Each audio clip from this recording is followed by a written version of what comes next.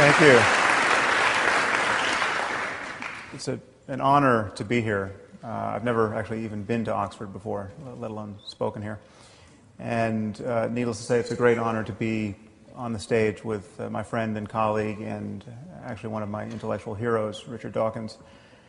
So, as many of you know, we have spent the last several years publicly criticizing religion, and I can tell you that what you hear back when you do that are all the reasons why most people think that's a terrible thing to do. And the reasons are not so numerous. It turns out there's not 100 ways or reasons to rise to the defense of God. There really are only 3.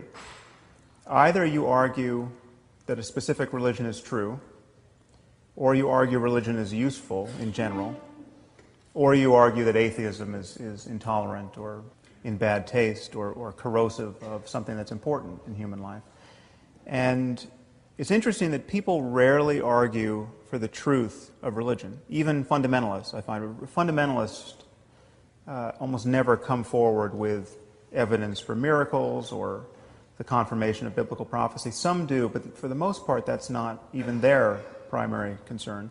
Rather, it's the usefulness of religion, especially as a framework in which to think about morality, that people are willing to advocate for, and the commensurate danger of atheism, that atheism is somehow corrosive of morality. Now, the first thing to notice is that as an argument for belief in God, that is not only a bad argument, that's actually a non sequitur. I mean, religion could be useful, but completely empty of content. It could function like a placebo. And beliefs, really, you can't believe something or shouldn't be able to believe something merely based on its utility. Beliefs are not like clothing. You can't adopt them on the basis of comfort or utility. But people of faith, really to a man, are worried that unless we have a universal moral framework, unless we have a sense that words like good and evil and right and wrong actually mean something, then humanity will lose its way. And I actually share that fear. And I should point out that not all atheists do, but I do. And I want to tell you when this concern was first seared onto my brain. I was at a meeting at the Salk Institute. I believe it might have been one that Richard was at as well. And I gave a talk about morality, and I argued, as I will here tonight, that morality must relate at some level to questions of human and animal well-being. And the moment we admit this, we can see that certain moral codes are in fact worse than others. And I cited as an example the misogyny and sadism of the Taliban as an example of an orientation that was obviously less good than others.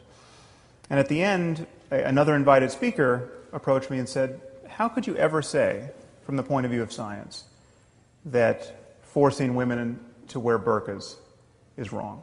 And I said, well, because the moment you admit right and wrong has something to do with human well-being, then it's obvious that forcing half the population to live in cloth bags and beating them or killing them when they try to get out is not a good way of maximizing it.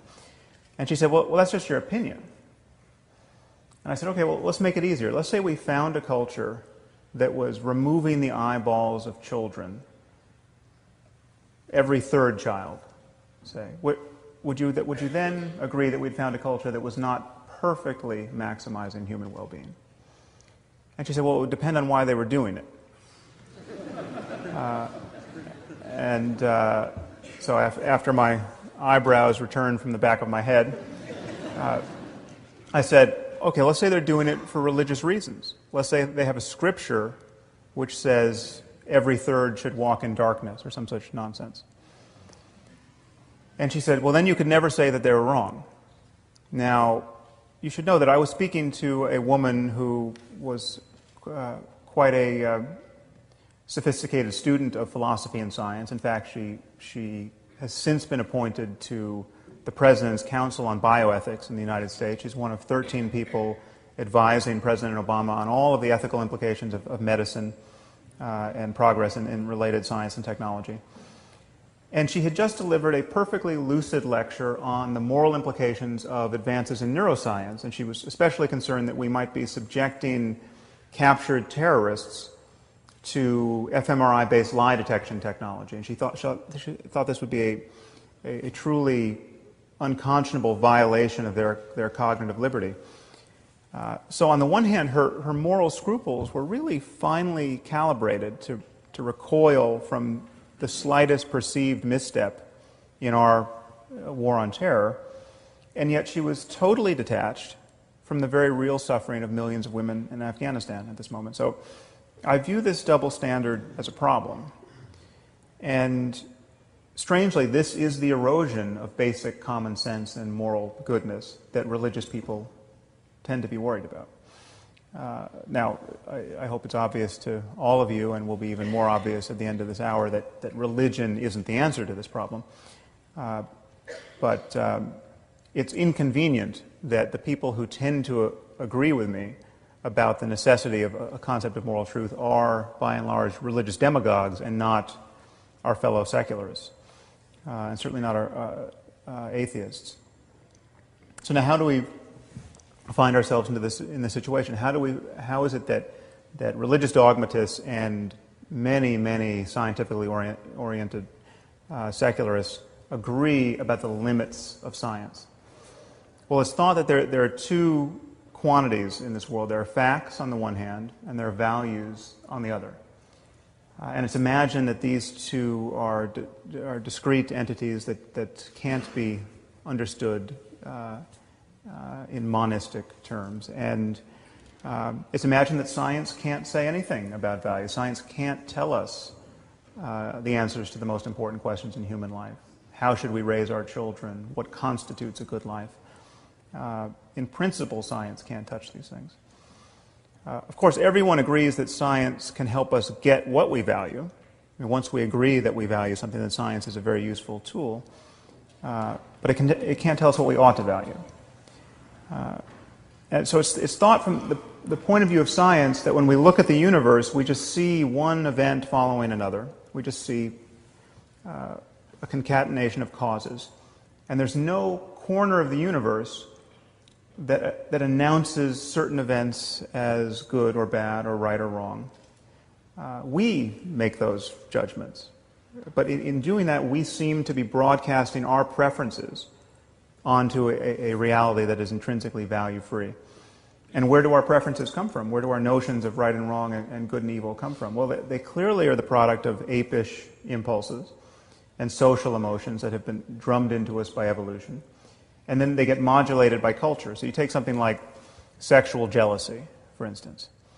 We come from a long line of primate ancestors that were probably quite covetous of one another, despite the fact that everyone was covered with hair.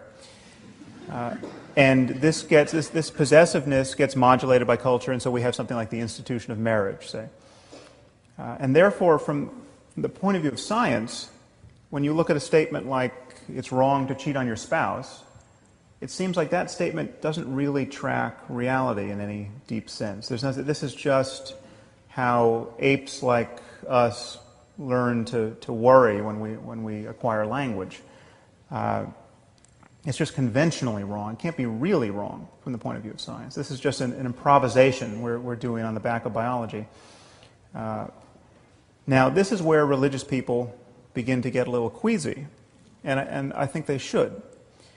But they see no alternative, by and large, but to insert the God of Abraham into the clockwork as an invisible arbiter of moral truth.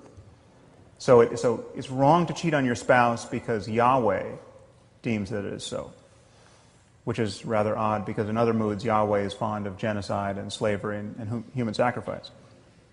Now I'm going to argue that this split between facts and values is an illusion. And my claim is that values are a certain kind of fact. They are facts about the well-being of conscious creatures. They are facts about the kinds of experiences it's possible to have in this universe. Now, in claiming that values reduce to the well-being of conscious creatures, I'm introducing two concepts, consciousness and well-being. Let's start with consciousness. This to my eye, is not at all an arbitrary starting point. Okay, imagine a universe without the possibility of consciousness. Imagine a universe just filled with rocks. Okay, there's nothing that it's like to be in this universe. Okay, the lights are not on in this universe. There's clearly no happiness or suffering. I would argue the concept of right and wrong, good and evil, simply doesn't apply. For changes in the universe to matter, they have to matter, at least potentially, to some conscious system. Now, what about well-being? It seems like the well-being of conscious creatures could be a controversial anchor for morality, but I don't think it should. Okay, here's the only assumption you need to make. Imagine a universe where every conscious creature suffers as much as it possibly can for as long as it can. I call this the worst possible misery for everyone. The worst possible misery for everyone is bad. If the word bad is going to mean anything, surely it applies to the worst possible misery for everyone. Now, if you think the worst possible misery for everyone isn't bad, or that it might have a silver lining, or there might be something worse, I don't know what you're talking about. And what is more, I'm reasonably sure you don't know what you're talking about either. The moment you admit this, the moment you admit that the worst possible misery for everyone is the worst outcome, okay, then you have to admit that every other possible experience is better than the worst possible misery for everyone. So a continuum opens up. And because the experience of conscious creatures is going to depend in some way on the laws of nature, there are going to be right and wrong ways to move across this continuum. It will be possible to think you're avoiding the worst possible misery for everyone and to be wrong about that and to fail to avoid it. This is, in some sense, a navigation problem. So here is my argument for locating moral truth in the context of science. Questions of right and wrong and good and evil depend upon minds. Okay? They depend upon the possibility of experience. Minds are natural phenomena. They depend upon the laws of nature in some way. Morality and human values, therefore, can be understood potentially in the context of science. Because in talking about these things, we really are talking about all of the facts that relate to the well-being of conscious creatures. In our case, we're talking about genetics and neurobiology and psychology and sociology and economics. Now, I view this space of all possible experience as a kind of moral landscape where the peaks correspond to the heights of well-being and the valleys correspond to the lowest depths of suffering. And one thing that to drop out of this analogy is the possibility of there being multiple peaks. Maybe there are many different but morally equivalent ways for, in our case, human beings to thrive. But clearly there are many more ways not to thrive. There'll be many more ways to not be on a peak. And I think it's rather obvious that there are many more ways to suffer unnecessarily in this world than to be sublimely happy. Now, the Taliban are still my favorite example of a group of people who are struggling mightily to build a society that is obviously less good than others on offer. The average lifespan for women in Afghanistan is 44 years. Okay, they have a literacy rate of 12%. They have almost the highest fertility rate in the world and almost the highest infant and maternal mortality in the world. This is one of the best places on earth to watch women and infants die. They also have a GDP that's lower than the world average in the year 1820. So it seems to me patently obvious that the optimal response to this situation, which is to say the most moral response, is not to throw battery acid in the faces of little girls for the crime of learning to read. Now, I think this is common sense to everyone in this room, and common sense it should be to everyone in the civilized world, except if you happen to be a bioethicist working on the President's Council at the moment.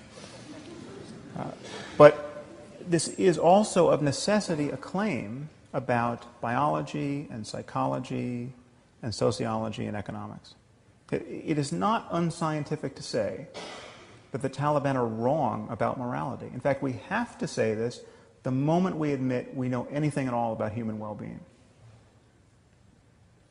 Now, some people with a little philosophical training may begin to wonder, well, who's to say that if a father wants to burn his daughter's face off with battery acid, he's wrong in any objective sense. Okay, who's to say we should value the well-being of little girls? Who's to say that the father doesn't have an alternate but also legitimate conception of well-being? Now, moral skeptics of this kind invariably cite David Hume's famous distinction between is and ought. The notion is you can't get an ought from an is, which is to say that science can only give us a descriptive account of the way the world is, and there's no way to move from that account to an account of how the world ought to be. Now, I happen to think this is a trick of language.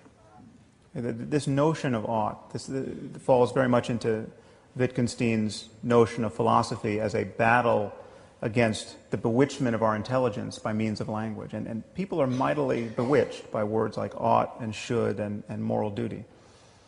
Now, to ask whether we ought to avoid the worst possible misery for everyone, on my view, is nonsensical.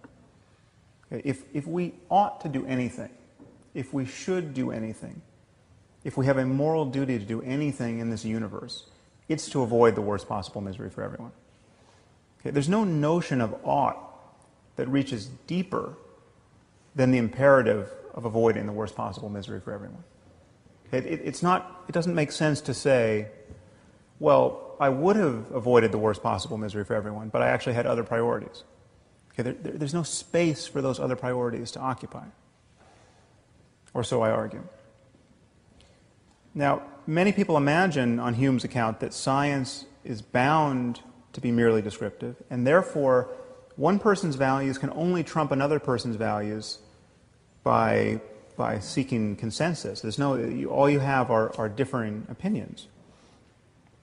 And all such opinions are in principle on par.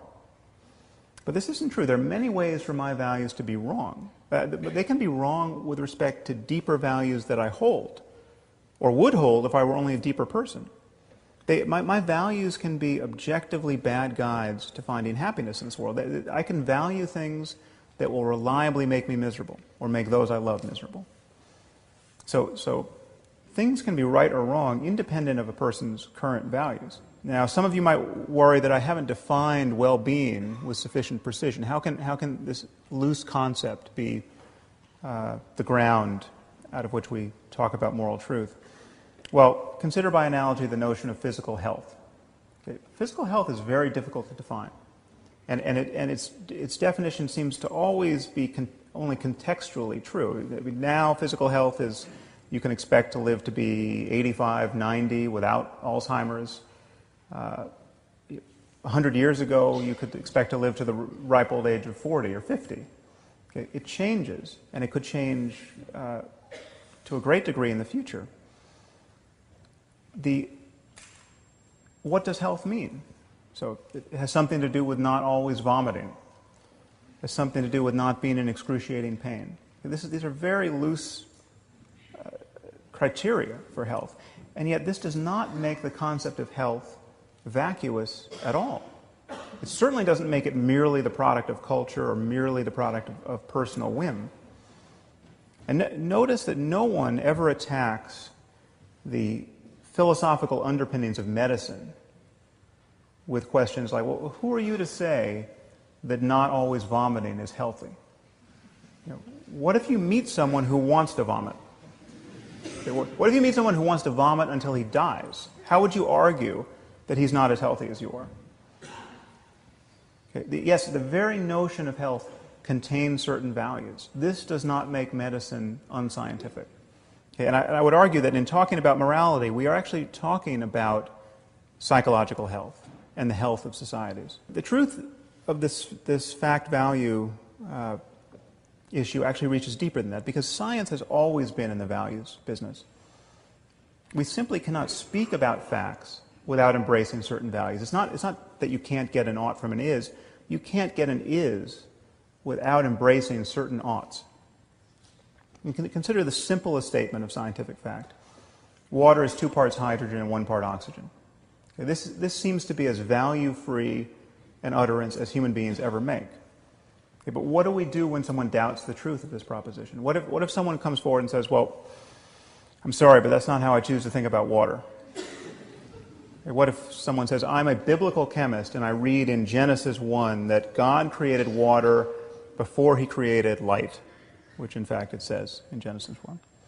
So therefore there were no stars to fuse hydrogen and helium into heavier elements like oxygen.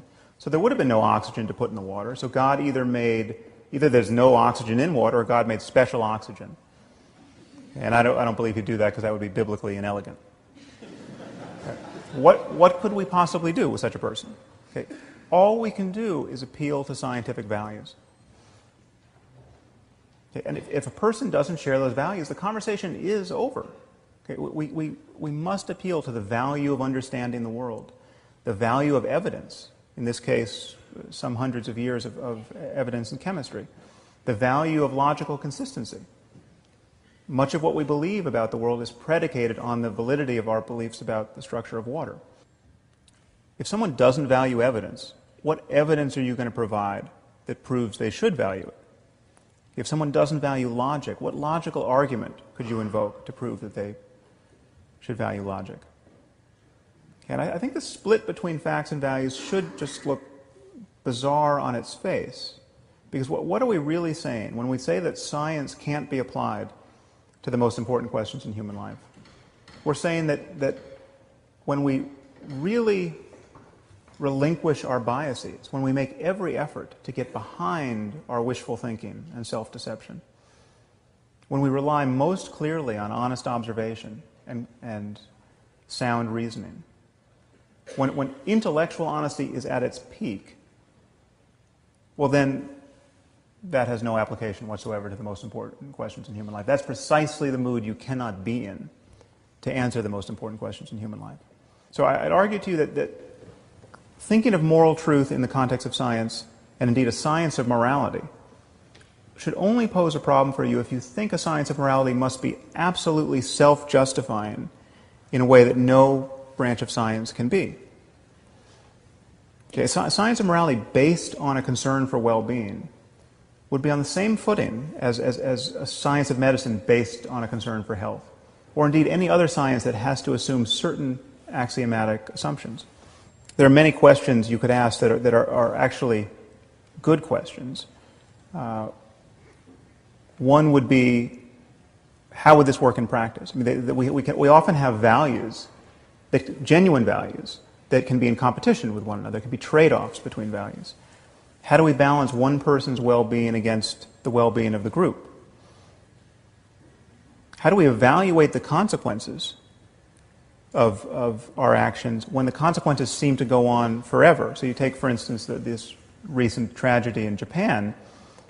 Is this a good thing or a bad thing?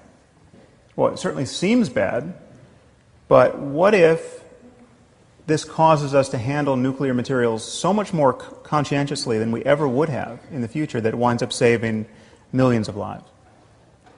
Okay, these are all good questions, but I would argue these are not a retort to the argument I've given you. Okay, it could be difficult or impossible to answer some of these questions, but in every area of science, in every area where we acknowledge that truth claims are valid, there are an infinite number of questions that are indeed difficult or impossible to answer. This does not nullify truth claims. I mean, this is my favorite example of the moment is how many birds are in flight over the surface of the earth. Okay, we don't know, we can't know, we will never know, and in fact it just changed. Okay, there's no scientific effort that could deliver those data. And yet we know there's a simple answer, it's just an integer. This could well be true of certain questions about morality. This would not nullify the reality of moral truth. So in closing, I just want to remind you of why religion can't be the answer to the question of moral truth. Well, first, there's just the simple fact that all of our scriptures were written by people who, by virtue of their placement in history, had less access to scientific knowledge and what is now basic common sense than any person in this room. In fact, there's not a person in this room who has ever met a person whose worldview is as narrow as the worldview of Abraham or Moses or Jesus or Muhammad. These people knew nothing, next to nothing, that is now of the facts that are now relevant to us in the 21st century. They knew nothing about the origins of life, the relationship between mind and brain. They didn't know that mental illness was even a category of human suffering. They knew nothing about DNA or viruses or computation or electricity. None of this is in Scripture. Okay, they had no idea why people got sick and died. I mean, unless you saw someone stabbed with a spear, you had no idea why they died. And in moral terms, with a few notable exceptions, most of these people were no wiser than your average Afghan warlord today. Okay, the most had absolutely no notion that slavery was problematic, that there was something morally unsavory about owning people and treating them like farm equipment. Okay, Jesus and his apostles couldn't see that slavery was worth condemning. In closing, I just want to suggest to you that just as we don't have Christian physics, though the Christians invented physics, and we don't have Muslim algebra, though the Muslims invented algebra, we at some point will not have Christian and Muslim morality. Okay, the truth has to float free of these provincial ideas. What remains for us to discover are all the facts that relate to genuine questions of human well-being. And the goal clearly is to build a global civilization based on shared values. Now, it seems to me the only tool we need to do that is honest and open inquiry. And if faith is ever right about anything in this space, it's just right by accident. Thank you very much.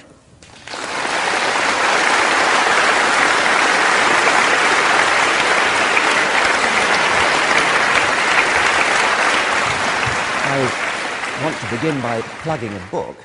Those of you who've read Sam's previous books, The End of Faith and Letter to a Christian Nation, will know how beautifully he writes. And I just want to begin by illustrating it from the new book. I just want to read a couple of paragraphs. Oh, sure. The current head of the NIH, that's Francis Collins, recommends that's the National Institutes of Health in America, recommends that we believe the following propositions. 1. Jesus Christ, a carpenter by trade, was born of a virgin, ritually murdered as a scapegoat for the collective sins of his species, and then resurrected from death after an interval of 3 days. 2. He promptly ascended bodily to heaven, where for 2 millennia he has eavesdropped upon, and on occasion even answered, the simultaneous prayers of billions of beleaguered human beings. 3. Not content to maintain this numinous arrangement indefinitely, this invisible carpenter will one day return to earth to judge humanity for its sexual indiscretions and skeptical doubts, at which time he will grant immortality to anyone who has had the good fortune to be convinced on mother's knee that this baffling litany of miracles is the most important series of truths ever revealed about the cosmos. 4. Every other member of our species, past and present, from Cleopatra to Einstein, no matter what his or her terrestrial accomplishments, will be consigned to a far less desirable fate, best left unspecified. 5.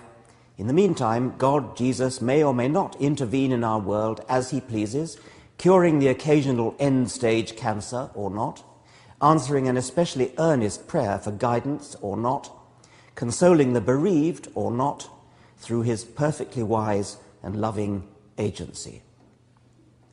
Just how many scientific laws would be violated by this scheme? One is tempted to say all of them. And yet, judging from the way that journals like Nature have treated Collins, one can only conclude that there is nothing in the scientific worldview or in the intellectual rigor and self-criticism that gave rise to it that casts these convictions in an unfavorable light. Well, there's a lot like that in the book, which I hope is enough to recommend it. But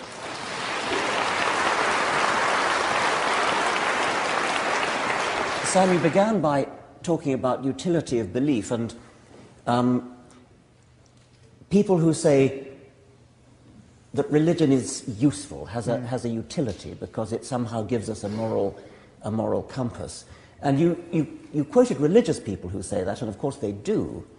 But I think what disturbs me more, and I wonder whether you agree, is those non-religious people who say something like, of course, you and I don't need religion, we don't need religion, but the riffraff out there do. I mean, that is at best condescending. Yeah, it's profoundly condescending and also quite cynical and unimaginative. It's as though those purposes can't be served any other way and will never be served any other way. It's just it closes the horizons of human collaboration and creativity in a way that it just seems truly bizarre.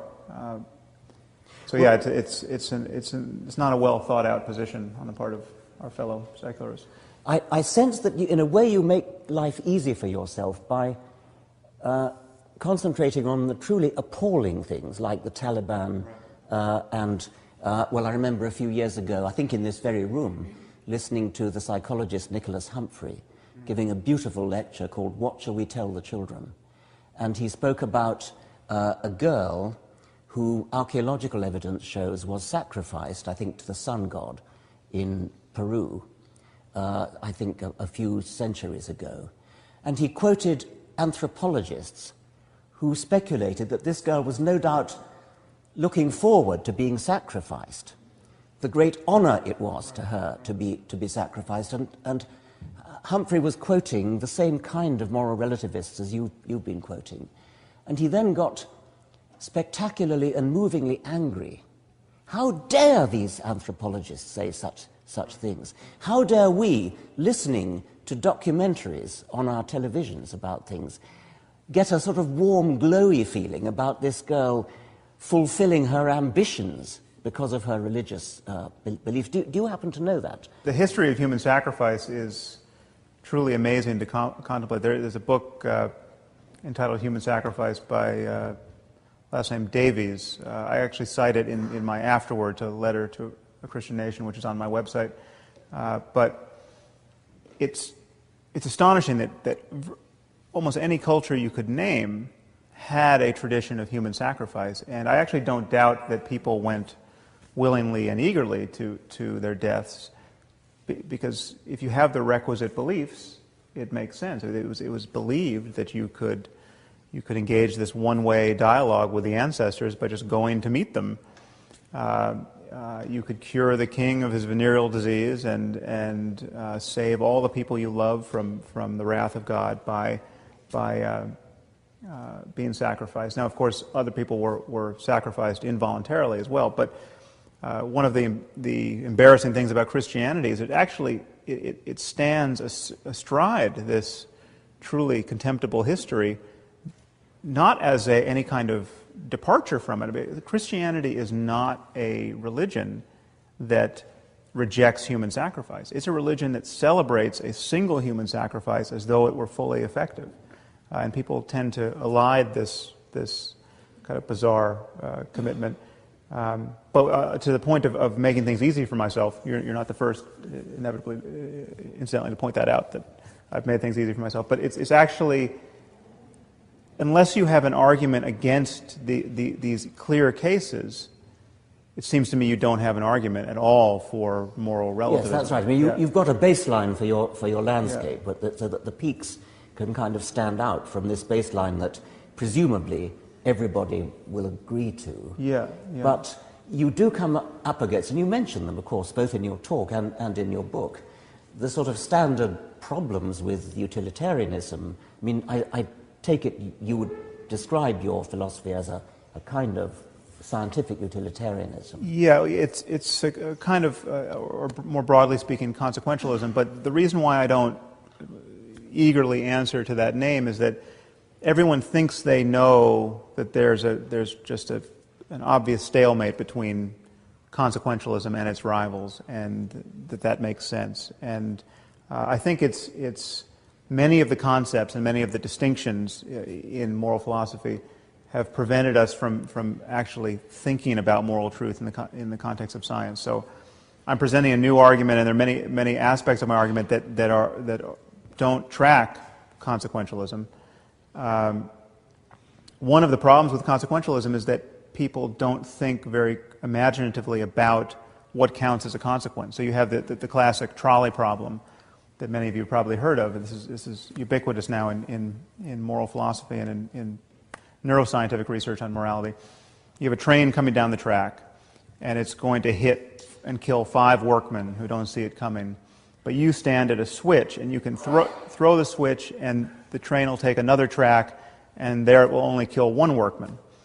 And so people are asked, should you flip that switch? Now, when asked this, 95% of people say, oh, absolutely, you have to flip that switch. You save a net 4 lives. You'd be a moral monster not to do that. But you can pose the problem another way. You now stand on a footbridge overlooking the trolley track. The trolley's coming down the track, and there's a suitably large person at your side who you can push into the path of the oncoming trolley, killing him, obviously, but saving a net 4 lives. And now, posed under this guise, 95% of people say you would be a monster to push that fat man onto the track. Now, I happen to think this is somewhat ill-posed because I think we all have an intuitive physics, and we burn a fair amount of fuel wondering whether the fat man is really going to stop the trolley. But even if you finesse it and make it clear that he will, they seem different, these situations. Now, from the usual consequentialist point of view, people say, well, it's the same. You just have body count. This is actuarially, this is the same scenario. But maybe it is, in fact, not the same. If it is just fundamentally different to push a person up close and personal to his death than to flip a switch, if that difference can never be reformed, then they're not, in fact, the same. If you're going to wake up with nightmares for the rest of your life because you push someone, but feel like a hero because you flipped a switch, those are the consequences that have to be built into our analysis. And there are many ways in which the traditional discussion of these issues breaks down.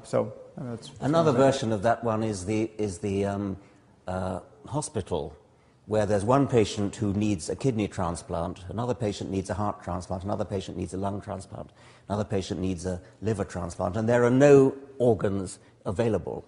But then the doctors notice that there's somebody in the waiting room who has a perfectly healthy one of all these things. So you can kill one to save 4. And it's the same point, that the positive act of killing somebody is one that nobody warms to.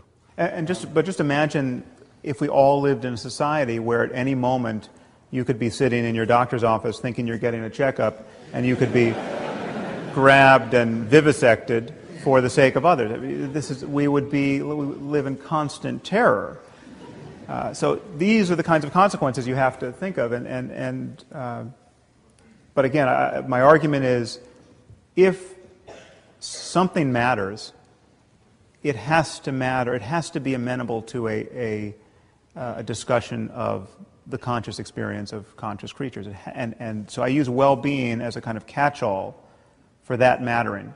If it doesn't matter, it doesn't matter. If there are differences, if there are trade-offs in which we all recognize this is a different world, but it's sort of just as good as world A is sort of just as good as world B, but different, well, then it doesn't matter. If there's one slice of pie here, and if I get it or Richard gets it, the other can't get it, there is a zero-sum opposition here, but how different is a world in which he gets it versus the one I get it? Well, it's different to one of us, but globally speaking, it's not so different. These are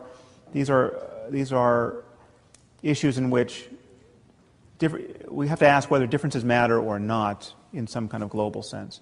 Now, this doesn't necessarily give us guidance in every traditional moral conundrum, but my argument is that the most important moral decisions are ones in which it's not zero-sum. The most important moral decisions are the ones where all boats will start to rise with the same tide. I mean, just ask yourself, how good could human life be? I mean, how could we build a global civilization in which the maximum number of people truly flourish?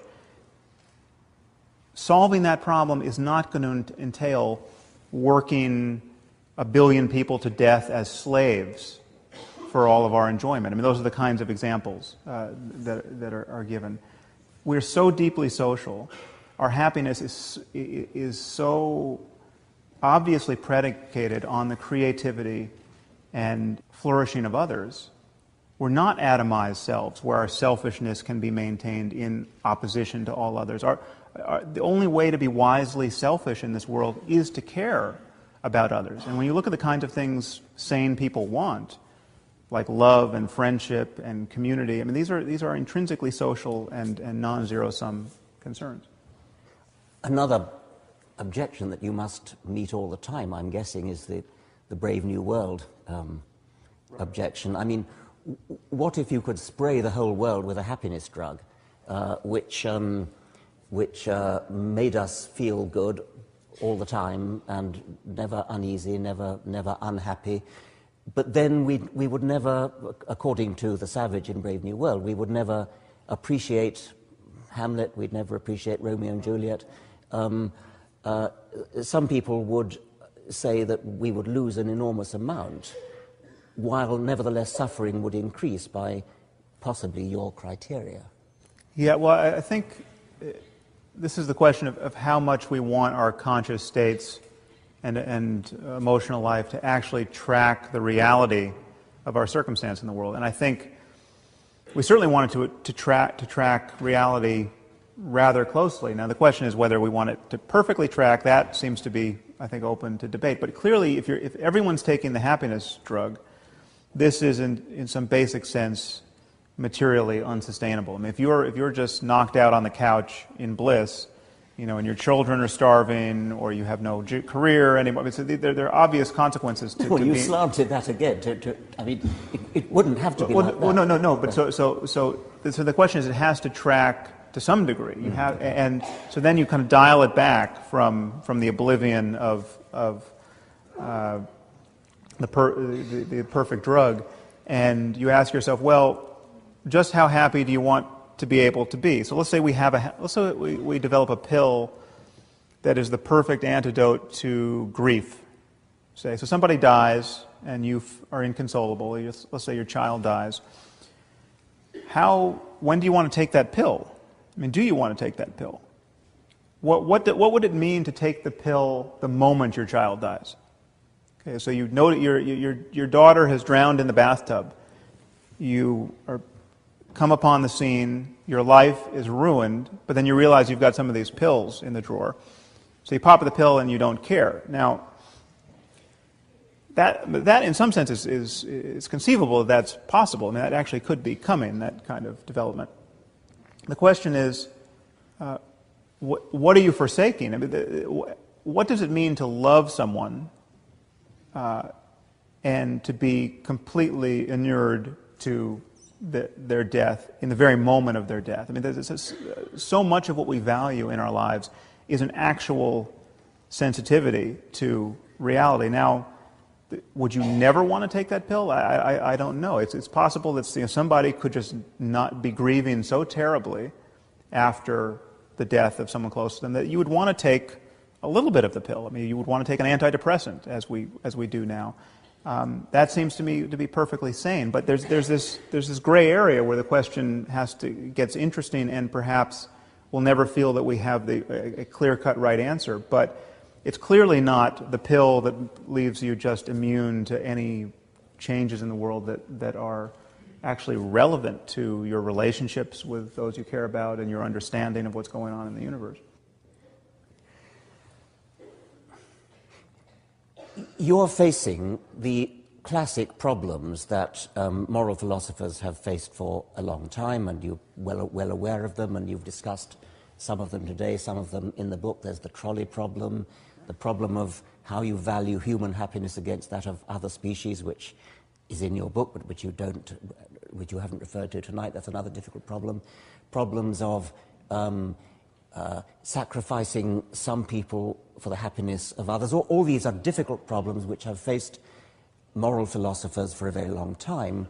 But you appear to be bringing to those problems a new thought, which is that science, as opposed to just philosophic thinking, reasoning, could help. Now, moral philosophy is the application of scientific logical reasoning to moral problems. But you are actually, again, you didn't mention it so much in your talk, but in the book, bringing your neurobiological expertise to bear, which is a sort of a new way of doing it. Can you tell me a bit about that? Because I'm not quite clear how doing neurophysiology kind of adds to our insight into these moral problems. Well, I actually think that the frontier between science and philosophy actually doesn't exist. I think when we don't have, when a question is not operationalized, when we don't have an experiment we can perform, when we don't know how to get data, then we tend to be talking the talk of philosophy. But the moment, philosophy is kind of the womb of the sciences, and in fact it was physics at one point was called natural philosophy. The moment something becomes experimentally tractable, then these sciences bud off from philosophy. And I think every science has philosophy built into it. So there is no partition in my mind.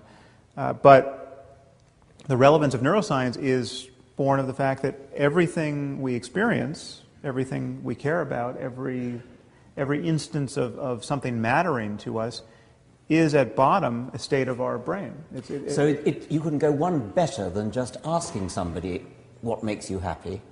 You can actually measure their brainwaves or something. And, well, yeah, this goes to the question of whether we will ever have mind-reading machines. And I think we do have mind-reading machines. They're incredibly primitive now. But with fMRI, you can make judgments about what someone is thinking,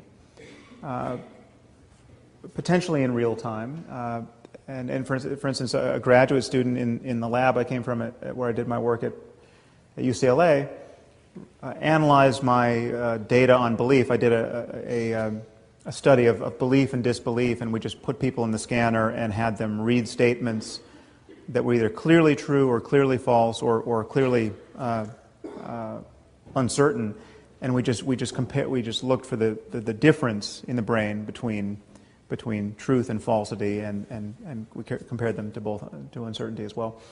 And so I published a couple of papers on belief based on that, but then someone else came back with a different analysis that was called a machine learning analysis, where they actually looked to see if they could just, based on the raw data, determine whether a person believed something or not in any given trial. So in question number 75, did this person believe it to be true or false? And they could detect that with 95% accuracy.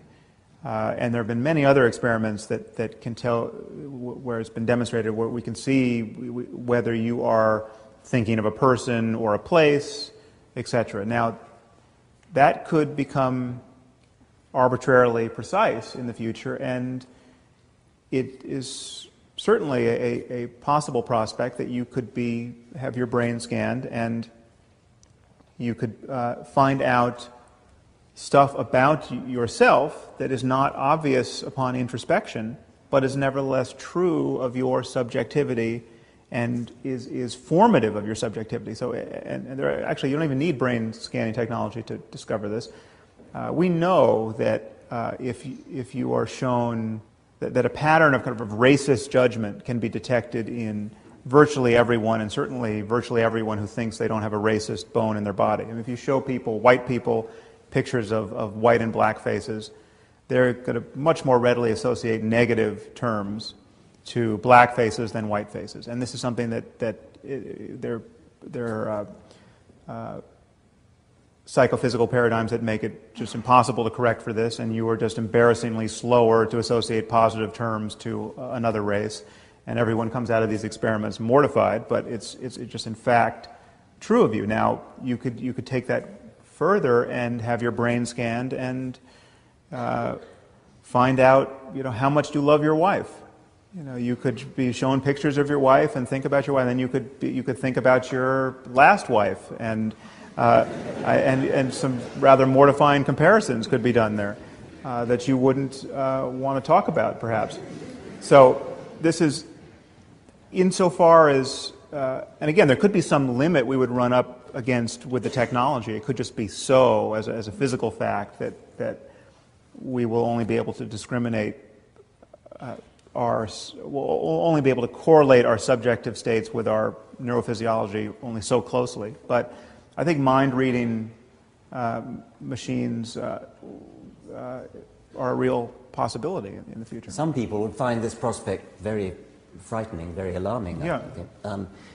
I think one of the most spectacular examples is the evidence that decisions are taken in our nervous system before we consciously know it. So when we decide to do something, little do we know that several seconds earlier we've already decided, which is another example of where science can actually get inside our minds better than we can, so to speak. Yeah, and that actually torpedoes the whole notion of free will. I think you actually don't need a notion of free will in order to have a notion of moral truth. And this is something that is very counterintuitive to people. But we know free will is a non-starter philosophically and scientifically. Now, many people struggle not to admit this, but however our mental life is caused, it is caused either by prior causes or by some randomness intruding, but whether it's purely deterministic or there's determinate causes combined with some randomness, neither offer a space for free will to operate. I mean, just imagine if all of your experience were caused by someone at a computer just determining what you feel and do and say and want. That's clearly not a circumstance of free will. Now imagine if that person just was determining in all of that, but 10% of the time threw some dice or introduced some other mode of randomness into the process. That doesn't open up a space for free will. And we know, just as a matter of scientific fact, that everything you're consciously intending to do and wanting to do and judging to be good or bad is preceded by neural events of which you're not conscious. And of which you are not the author. We walk through life feeling that we're the conscious author of our thoughts, but you can't think a thought before you think it. So here's an experiment in free will. Think of a famous person. So do you have a famous person in mind? Well, why didn't you think of another famous person? I mean, you can't account for, if you thought of Ricky Gervais, you can't account for why you didn't think of Eddie Izzard. And that goes for every other move you might make that's starkly voluntary. Things simply spring into consciousness. Now, the reason why this is not morally important is what we condemn in other people is not the fact that they really are the ground cause of their actions. What we condemn are intentions to do harm, and intentions are still part of the causal framework. I mean, I only reach for this water because I intend to reach for it. I want to drink it. It's not like I can just sit back and wait and see what happens. And the only way to get to the water is to intend to drink it. And so what we condemn in an evil murderer is not the fact that he truly and really and metaphysically is the source of his action. I mean, all these evil murderers have either bad genes or bad parents or bad lives or bad ideas or some combination thereof, and they're not the author of any of those things. But we still need to lock them up. When you go to death row and you interview the sociopath and you ask him, what are you going to do when you get out? And he says, I'm just going to keep raping and killing people. That should make it pretty clear that you want to keep him in there. But we would keep earthquakes and hurricanes in prison if we could. And we would never think they're evil earthquakes or evil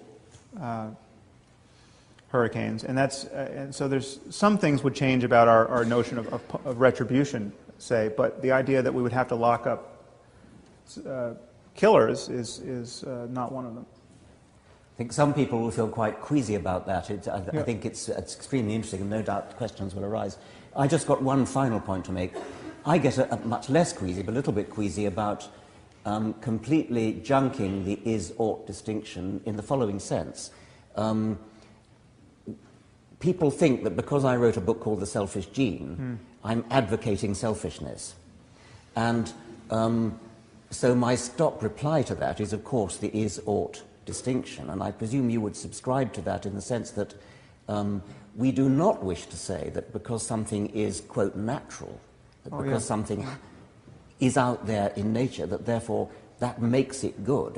And obviously you're not advocating that, but that is sometimes what people mean by the is-ought distinction. You're meaning something much more subtle, but I just want to throw that in, that I wouldn't wish to throw the is-ought distinction out in that sense. Well, the idea that natural could somehow equate to good. Natural equate to good, so we all ought to go around with no clothes on. I mean, that kind of thing.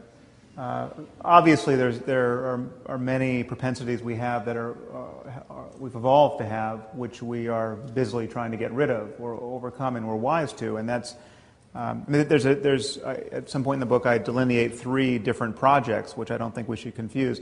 The first project is to understand how we came to be the way we are, and this is very much your project of just evolutionary science. We have an account of how we came to be primates who have morally salient emotions like disgust, say.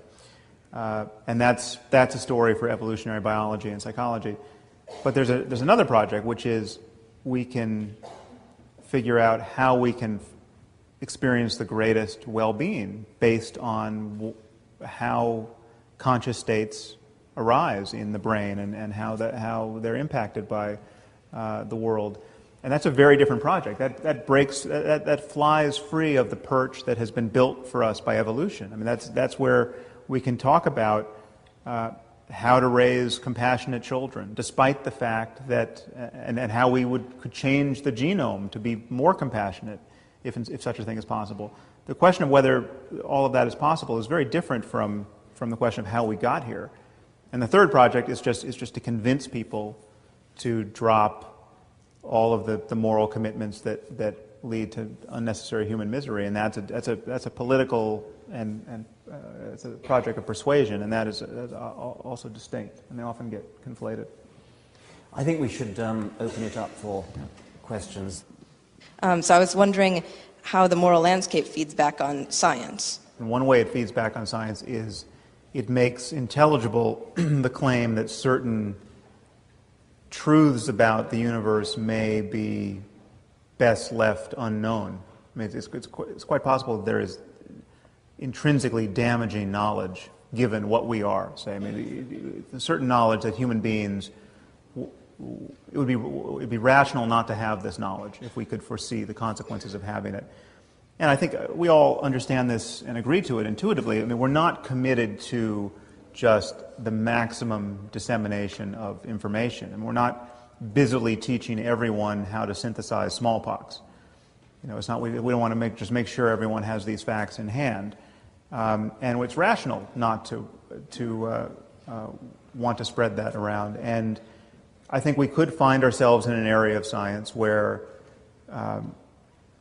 the downside of knowing certain facts, or certainly knowing how to act on certain facts, technologically speaking, if foreseeable, these things are almost never foreseeable, but if foreseeable, or in hindsight, we would say it would be better if we didn't pursue that. This is something that Dennett has spoken about a little bit. That's intelligible to me. Now you're going to get the people who say, no, I just want to know everything, and my well-being is predicated on knowing everything. And I'm just not going to be happy if we don't know everything. That, I think, is very likely not an honest claim. And if you start looking at it, I mean, you just have to keep raising the stakes of the downside for that person to back off that claim, I think. You don't want to know everything if it's going to mean the world is going to be plunged into internecine horror for a century. So I hope that dealt with the spirit of your question. First of all, I agree with your framework, and I admire the way that you've attempted to build it up. However, I think in order to move forward, in order to make it practical, you need to overcome the classical problem of subjectivity, which is that, one person's experience is their experience, and how do you then make judgments about that in relation to other people? And I was wondering what your opinion was on what science can say about that, with things like functional MRIs revealing more about ourselves. Do you think that holds an area for progress in being able to make a framework like the one you've outlined practical for moral judgments in the real world? Yeah, well, this concern really visits us everywhere in the sciences of mind.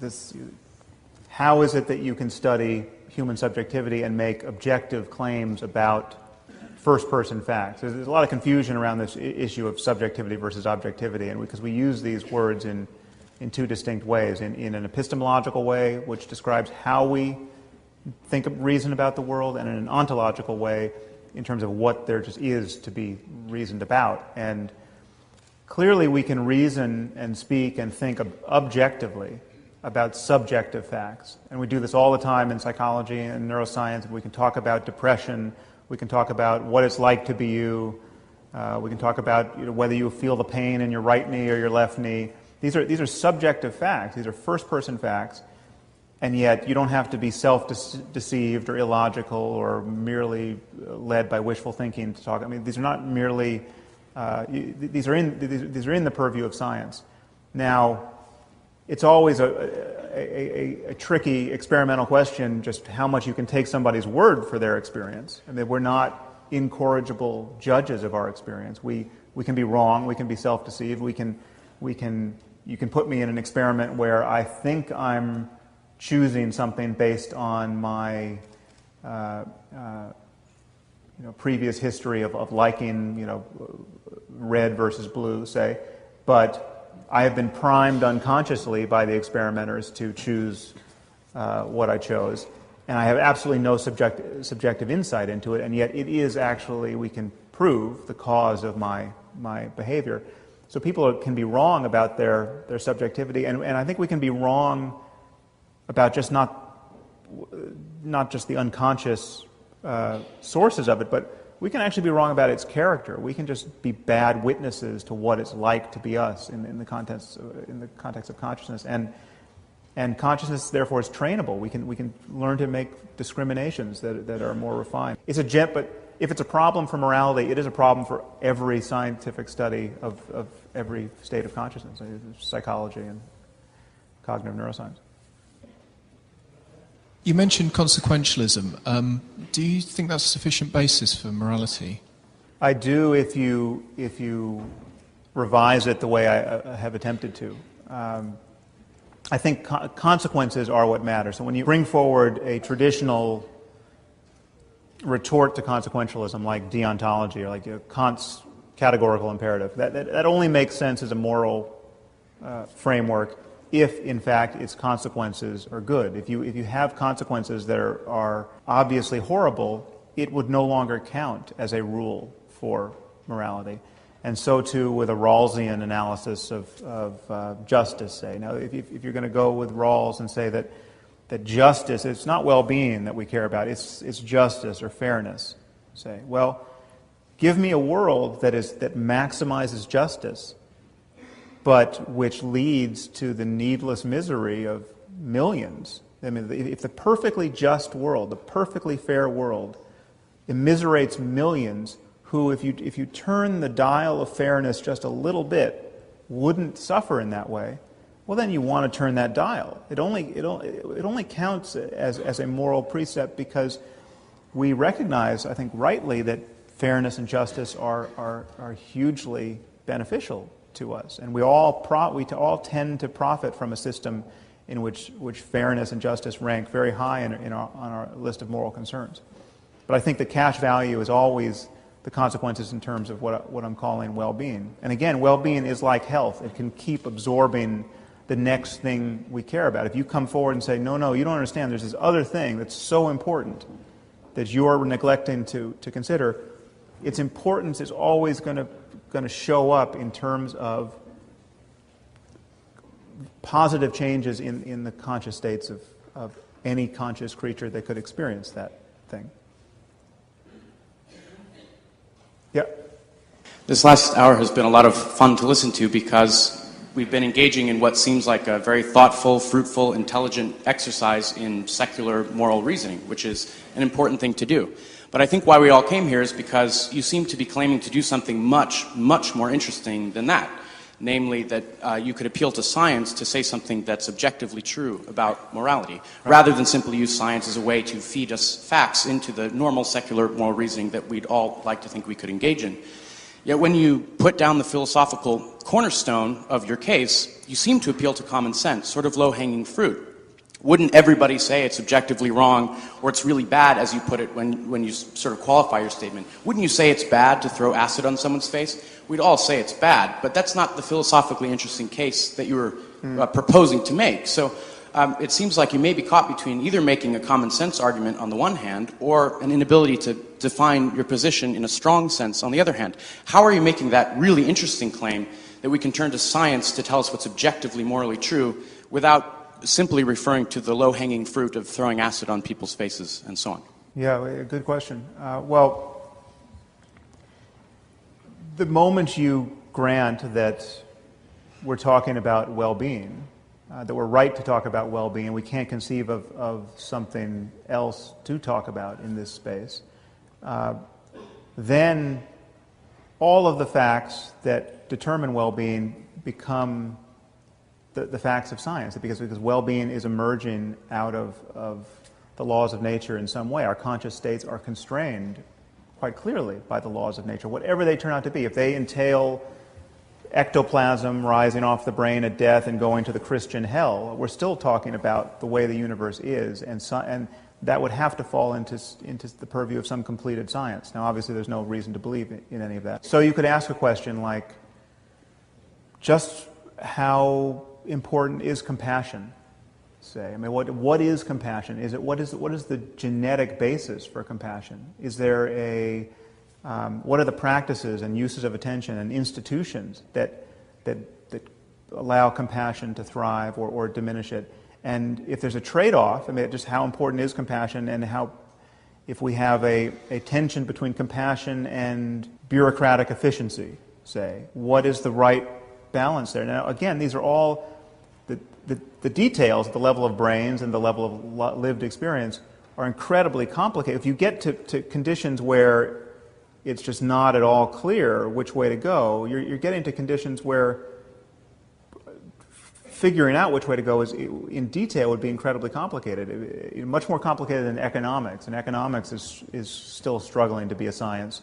But I mean, so clearly we don't understand economic systems with any real success at this point. We can keep being blindsided by how they behave, but nobody doubts that there are right and wrong ways to respond to a global banking catastrophe, say. And I think to carve out a space of truth, of real truth, a space where we recognize there are truth claims to be made about good and evil, or truth claims to be made about economics, all we have to acknowledge are the easy cases. I mean, that's why I appeal to the easy cases, because it's like, with economics, economists can disagree about how to respond to a global economic crisis. The science is such, and the complexity of the system under analysis is such that we may never be confident about the right answer, but we know there are wrong answers. If someone got on CNN and said, well, I've got the solution, let's just destroy all material wealth. Let's just have a huge potlatch where we just burn buildings and ruin everything. Okay, and then we'll have to build it again, and that's a brilliant idea. It's going to put everyone to work. Okay, that's pretty clearly the wrong answer. Now, we know there are right and wrong answers. We know there are ways to fail where your beliefs can be erroneous, and that's I'm arguing that if it's true for something like economics, it's also true for morality. If we assume that religion is the only source of morality, and as a solution to that, and we agree there's problems with that, and as a solution to that, if we offer science as the counter source of truth, are we not sort of just advocating supplementing one canon of truth at one level by another? As opposed to which, as Professor Dawkins said, wouldn't the better solution be to advocate a scientific process of reasoning as a better means of achieving at morality than at science as a source of morality? So don't you think the focus of science should be on advocating an increased acceptance of scientific reasoning than as science in itself as a canon of truth? Yeah, I don't think you can keep those two apart, though. I mean, when we're advocating scientific reasoning, when we're advocating having your convictions scale with evidence and cogent arguments, then we are of necessity attacking religion, or so people like Richard and myself argue. I mean, there is a zero-sum conflict between believing things for good reasons and believing things for bad reasons. And so that distinction is already intrusive of people's sanctities. And insofar as we make any kind of mature progress in the sciences of mind, we are just of necessity going to be divulging truths about human well-being that will be scientifically true and actionable. It's just as science comes forward and says at some point, listen, smoking is a cause of lung cancer. You know, you shouldn't do it. If you care about avoiding lung cancer, don't smoke. That's not an Orwellian, intrusive guys in white lab coats, the morality police grabbing you. That is just information which is now actionable. And there are conditions where it becomes coercive. I mean, if you let your children smoke, if you're giving cigarettes to a 3-year-old, you are a bad parent, and the state has an interest in preventing you from doing that to your child. And there could be analogous discoveries in just how we can thrive in a moral domain. I mean, in the United States, 20 of the 50 states have made it legal, or it's still legal, it's long been legal, to beat children in their schools with a significant wooden paddle. I mean, not just a rap on the knuckles, but actually, a strange man comes up and beats your child with a wooden board. This is legal, and hundreds of thousands of children every year are beaten, sometimes bloody, by their teachers, not with the consent of their parents. I mean, and this is needless to say, is all anchored to religion and proverbs, not to spare the rod on a child. And from the point of view of psychological science, this is not good. This is not good for children.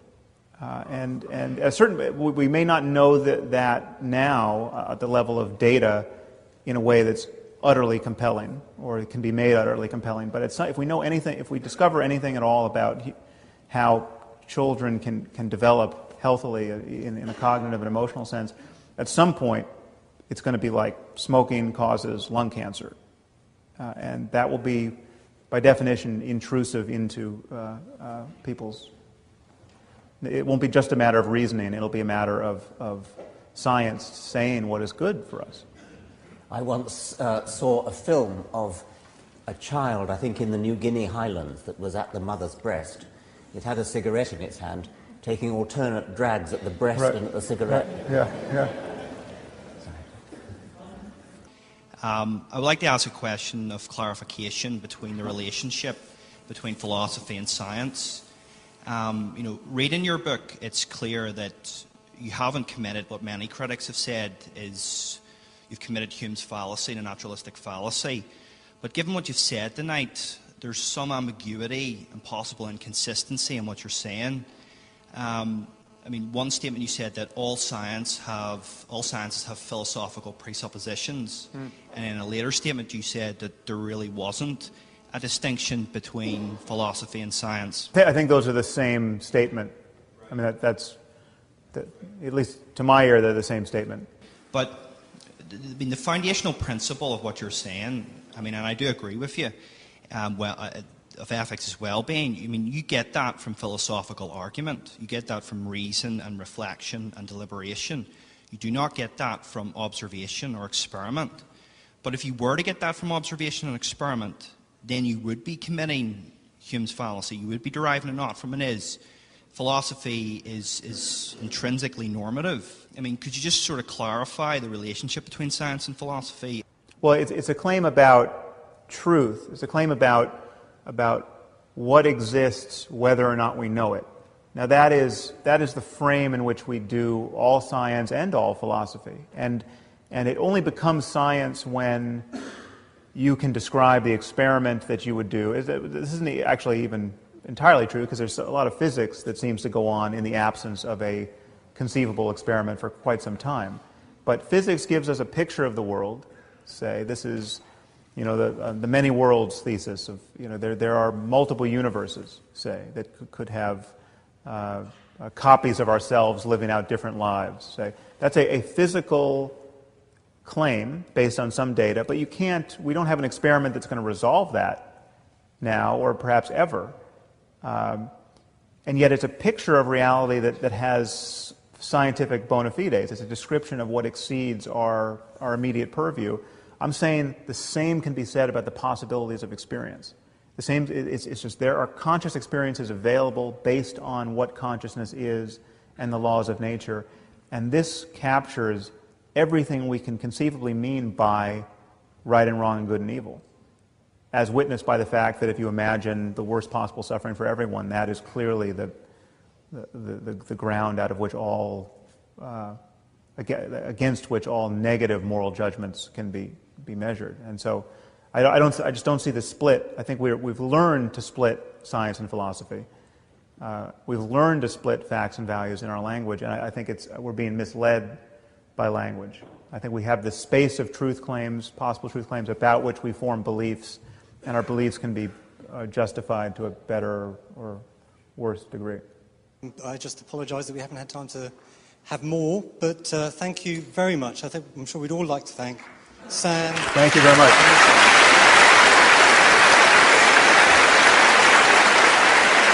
Thank you.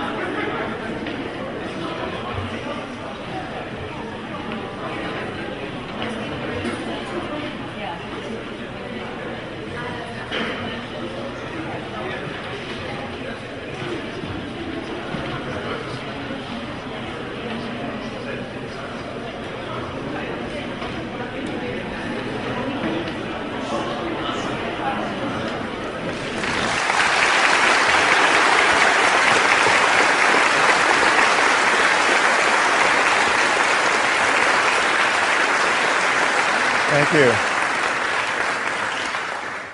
It's an honor to be here. I've never actually even been to Oxford before, let alone spoken here. And needless to say, it's a great honor to be on the stage with my friend and colleague and actually one of my intellectual heroes, Richard Dawkins. So, as many of you know, we have spent the last several years publicly criticizing religion, and I can tell you that what you hear back when you do that are all the reasons why most people think that's a terrible thing to do. And the reasons are not so numerous. It turns out there's not 100 ways or reasons to rise to the defense of God. There really are only 3. Either you argue that a specific religion is true, or you argue religion is useful in general, or you argue that atheism is intolerant or in bad taste or corrosive of something that's important in human life.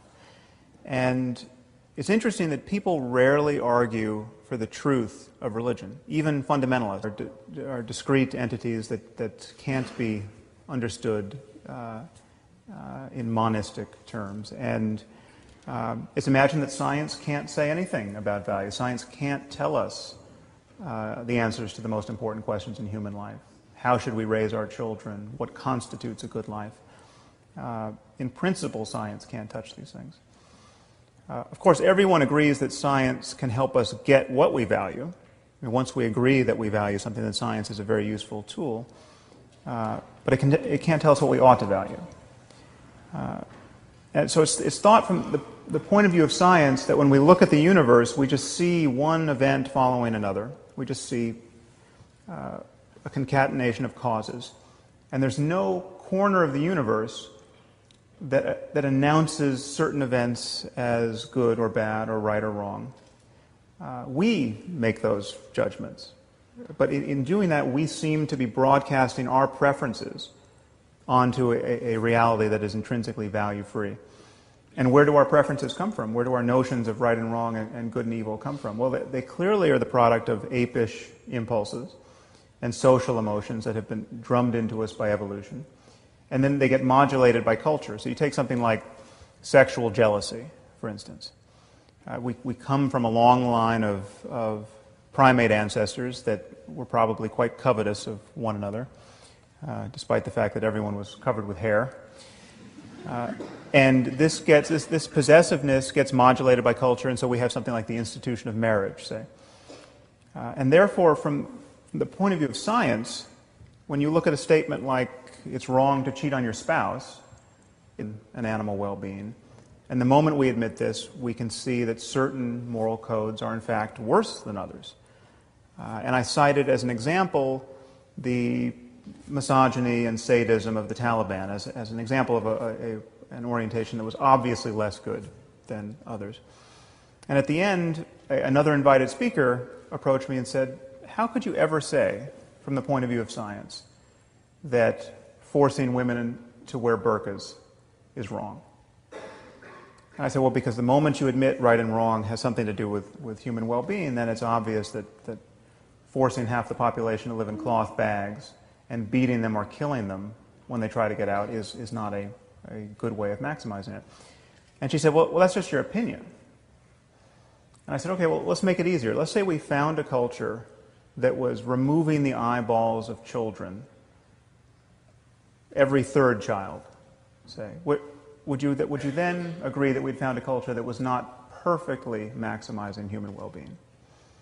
And she said, well, it would depend on why they were doing it. So after my eyebrows returned from the back of my head, I said, okay, let's say they're doing it for religious reasons. Let's say they have a scripture which says every third should walk in darkness or some such nonsense. And she said, well, then you could never say that they were wrong. Now, you should know that I was speaking to a woman who was quite a sophisticated student of philosophy and science. In fact, she has since been appointed to the President's Council on Bioethics in the United States. She's one of 13 people advising President Obama on all of the ethical implications of medicine and progress in related science and technology. And she had just delivered a perfectly lucid lecture on the moral implications of advances in neuroscience, and she was especially concerned that we might be subjecting captured terrorists to fMRI-based lie detection technology. And she thought this would be a truly unconscionable violation of their cognitive liberty. So on the one hand, her moral scruples were really finely calibrated to recoil from the slightest perceived misstep in our war on terror, and yet she was totally detached from the very real suffering of millions of women in Afghanistan at this moment. So I view this double standard as a problem. And strangely, this is the erosion of basic common sense and moral goodness that religious people tend to be worried about. Now, I hope it's obvious to all of you, and will be even more obvious at the end of this hour, that religion isn't the answer to this problem. But it's inconvenient that the people who tend to agree with me about the necessity of a concept of moral truth are, by and large, religious demagogues and not our fellow secularists, and certainly not our atheists. So now how do we find ourselves in this situation? How is it that religious dogmatists and many scientifically oriented secularists agree about the limits of science? Well, it's thought that there are two quantities in this world. There are facts on the one hand, and there are values on the other. And it's imagined that these two are, I find, fundamentalists almost never come forward with evidence for miracles or the confirmation of biblical prophecy. Some do, but for the most part, that's not even their primary concern. Rather, it's the usefulness of religion, especially as a framework in which to think about morality, that people are willing to advocate for, and the commensurate danger of atheism, that atheism is somehow corrosive of morality. Now, the first thing to notice is that as an argument for belief in God, that is not only a bad argument, that's actually a non sequitur. I mean, religion could be useful, but completely empty of content. It could function like a placebo. And beliefs, really, you can't believe something or shouldn't be able to believe something merely based on its utility. Beliefs are not like clothing. You can't adopt them on the basis of comfort or utility. But people of faith, really to a man, are worried that unless we have a universal moral framework, unless we have a sense that words like good and evil and right and wrong actually mean something, then humanity will lose its way. And I actually share that fear.